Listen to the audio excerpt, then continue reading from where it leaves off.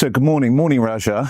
Morning, Clive. Great to see you. Great to see you. So listen, obviously I've got your book, which is an incredible book. I've got a few questions to ask, not just about your book, but also about you really, because I'm fascinated how someone like you, a top marketer in the industry, thinks, how you learn, and also what it inspired you. So maybe that's a good space to start, is what inspired you to write this book? So my grandfather had written a book. My father had written a book. Therefore, the pressure was on me also to write a book. Both of them had written. My grandfather had written on the lake poets in England. And my father had written about a whole bunch of things around Shakespeare's plays and his philosophy and so on. And I don't have those same level of skills in English literature or poetry. So I went to marketing. And during COVID, my travels had completely come to a grinding halt. So I said I should utilize it maybe to study something. So even while I was studying, I said, this is probably the best time for me to write a book. And it took me about 3.5 weeks to write the book. Wow. And I finished it. And it took a while for the publisher to publish the book. It took probably several months. And eventually the book came out, and I'm very happy that it became a Wall Street Journal bestseller. It had won 6 international book awards, and it's been now published in 11 languages around the world and become a bestseller in multiple countries as well. Amazing. So I feel very good about it. Congratulations. Thank you so much. So how did it only take you 3.5 weeks to write a book? Because most people, it takes much, much longer. Yeah, see, I think I found a nice hack, which I came up with myself. I think my first probably 3-4 days was focusing on what this book is going to be about, roughly the titles or the topics, and the themes that I would like to cover. So once I had that kind of a skeleton very broadly, I would take the first section or first theme and say, okay, let me pretend that I am giving a lecture on this from the stage. So I would take my phone, I would go for a long walk of 2-3 hours, and I'm giving a lecture to myself into my phone. And I had a software at the time. This is pre-Gen AI. It was called Otter. So Otter.ai would transcribe all my speeches into written text. So I would come back home, have a nice wash. By then the whole compilation has happened. I would come in, I would edit it. So one chapter is done. And so once I have got those chapters, so that took about 2.5 weeks or so, all the chapters were done. Every day I was doing it very methodically and religiously. And once I had, then it was a question of which is the right sequencing of the topics, and if there are some gaps, or if I have to add some bridges from one chapter to another. That took a little while, and that's it. So this book obviously is very future thinking. The fact that you wrote it in 3 weeks meant that you'd been thinking about it for some time, because there's an awful lot of information in here that is very future thinking. Tell me about the way you managed to distill and bring together that future thinking. So I have, by nature, I'm very curious, and I'm always trying to see what is coming next. And I attend a lot of events where they're talking about the future and what kind of technologies will come up, how the world will change, and so on. And I listen to those, I feel very inspired, and I start thinking about what impact does it have on marketing? How can I leverage those technologies, and so on and so forth. So it's been a long time that I have been thinking about various technologies and various sociological changes, cultural changes, the kind of data transformation that is happening. And all this put together, I think I brought it to life, so to speak, in the book, but these have been always swirling in my head. And even now, for example, and I'm hoping to write a second book sometime in the near future, but I know exactly what I'm going to write about and what topics I should be covering. And probably, I think it'll take me about less than 4 weeks, I would say, to cover that, do that book. So it makes you, an unbelievable observer, really. Would you agree? I do observe, but I think more than that, I am a good student. Right. And, anyone, if they are willing to teach me, I immediately go and do that. I spend about 5 to 6 hours every weekend trying to learn something new. And, during my days as a student, we didn't have the kind of resources that are available today. And today you go to any Coursera course or you look at any of the various newsletters that come out, there's so much amount of good content that is available. And so I just keep diving into each one of those and try to learn and figure out. And if it interests me enough, then I even take courses around each one of those to, I would not say become a subject matter expert, but become more than just a person who has a passable working knowledge. I would like to really do a lot more digging than that. And what have you, since you've written this book, obviously your fame and your level of profile has increased massively in the industry. What have you observed about yourself? So, a few quick things. So the first thing is, when you write the book, you are making a commitment. Yeah. You are standing by your book and by your words that you have written there, the concepts.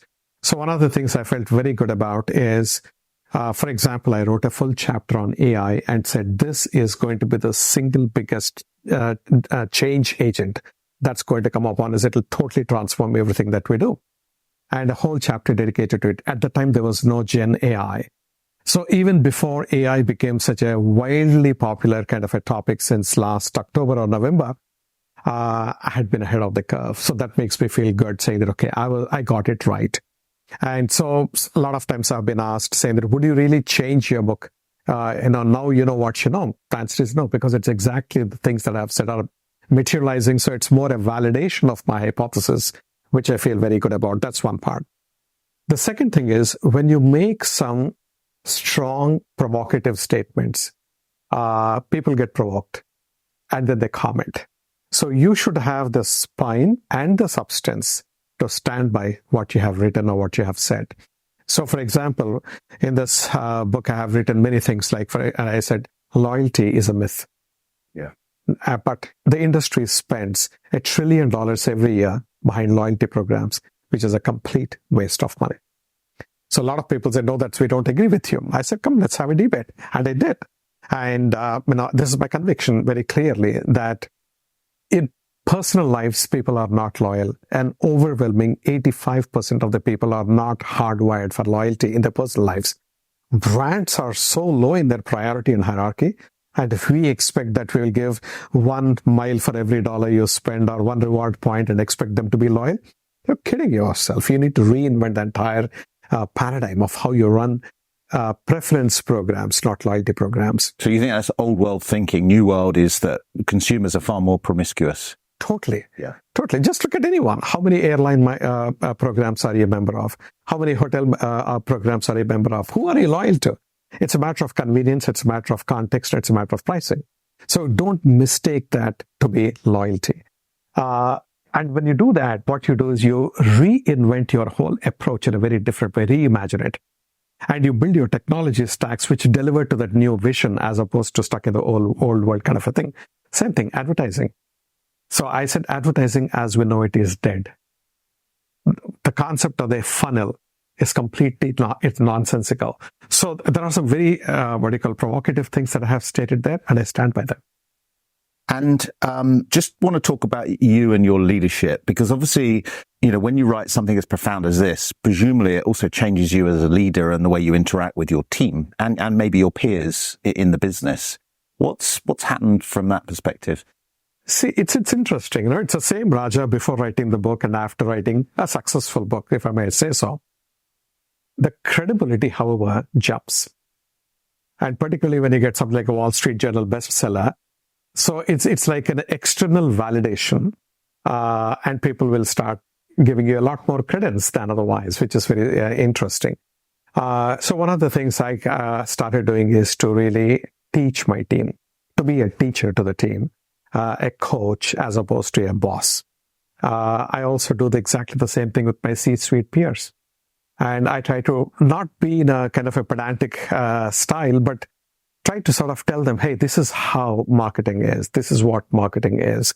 And I have got some phenomenal, meaningful sessions with my CEO now, who is become a huge fan of marketing. And when you get the support of your CEO for marketing, that's a dream of a CMO, because you get the freedom, you get the flexibility, and you got a system that believes in you, that believes in the impact that you're creating with your team. for your function and for the company in total. And that's been very rewarding. So I think basically what the book has done for me is to make that journey, which anyway was inevitable, a lot more accelerated and far more easier. And how much, in an organization, you're part of a team.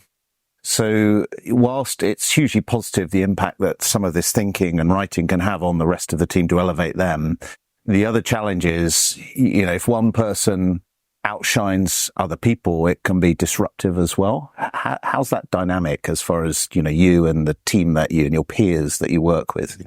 Fortunately, that had not been a concern at all, right? And one of the beautiful things about this company, Mastercard, that I work for, it is very collegial, very, very collegial. And we all have common objectives.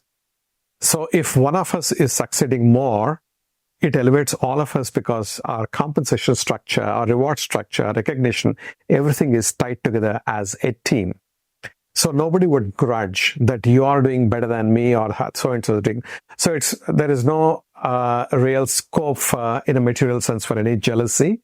And if somebody is doing good, that's fantastic because all of us rise with the tide. And if each one is contributing to that tide rising, that's fantastic. And it's not like, the rest of the team is mediocre or anything of that sort. Everyone in their respective fields extremely high in terms of competencies, in terms of the profiles that they have got, the experience that they have got. So it's been working fantastic. Just imagine the average tenure of a CMO these days is 2.5 years. I have completed 11 years and I'm still going, right? So that itself is an indication, on the one hand that we are delivering. And secondly, I'm enjoying as well. Otherwise, for me, finding a job would not be difficult. Yeah. But the fact that the company is so good and it's so rewarding, gratifying. And so from that point of view, it's been working very well. Congratulations. And so just finally, so your team, how big's your team? My team would be about 800 people. Okay. And do you believe in the concept that 20% of your team are sort of outliers? They are challenging convention, they're future thinking, they're really helping lead the organization. 60% of people sort of, I'm going to pay them a disrespect, turn up every day and do a great job, and 20% are laggards. They're not keeping up. How do you structure your team? And then you talked about coaching and developing your team. What's the sort of, how do you do that? See, if you look at the field of marketing, it has got so many different areas.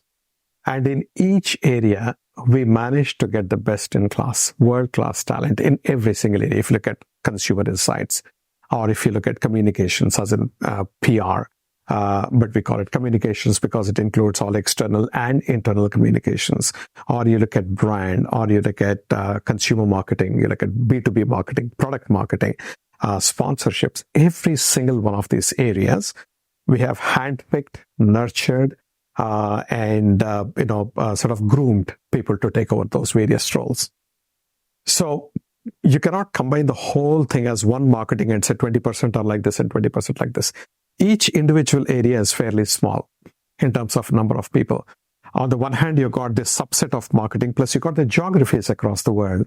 Yeah. Right. So every country, like whether it is India or China or Brazil, Germany, UK, all these countries. So I've got relatively skeletal teams, very small teams in each one of these countries. When you aggregate them, it becomes an 800 people team. But 800 on one hand might seem to be big, but 800 for a global company is not really big at all. So we're a lean company, lean team, but extremely high performing. And those typical percentages that you see at an aggregate level won't apply here, because I cannot afford to have somebody who is suboptimal or subpar.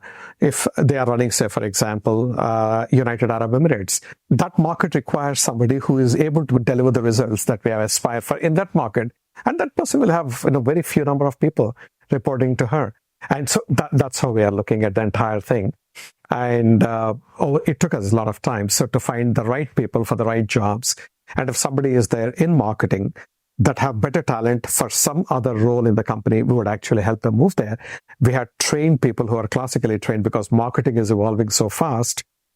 The classical marketers are very good because they understand psychology, sociology, anthropology, design, the brand elements and all this stuff. Then you got performance marketers who are all about testing and learning and experimentation, quantitative ROI, those kind of things. Then you got the technology-led marketers who understand the blockchains and your cybersecurity. You got areas like augmented reality, artificial intelligence, and so on.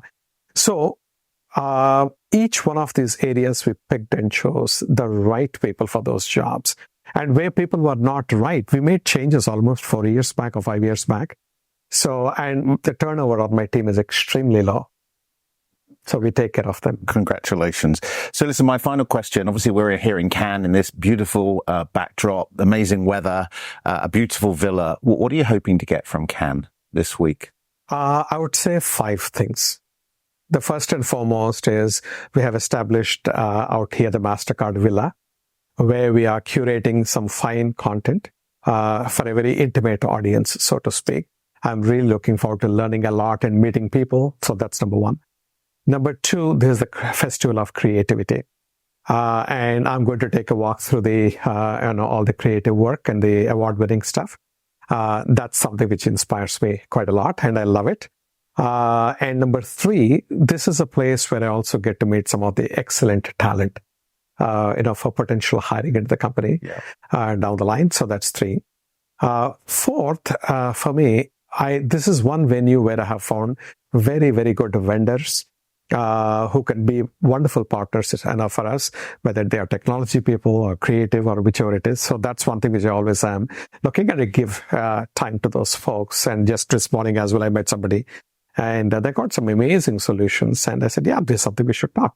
And I'm sure that will materialize into a business opportunity for us and for them. So that's a 4th one. And the last one for me is I've got some of my high-performing team members here. There's also a team-building opportunity for us and for our agencies which work with us. So it's all a bonding time and a celebration time.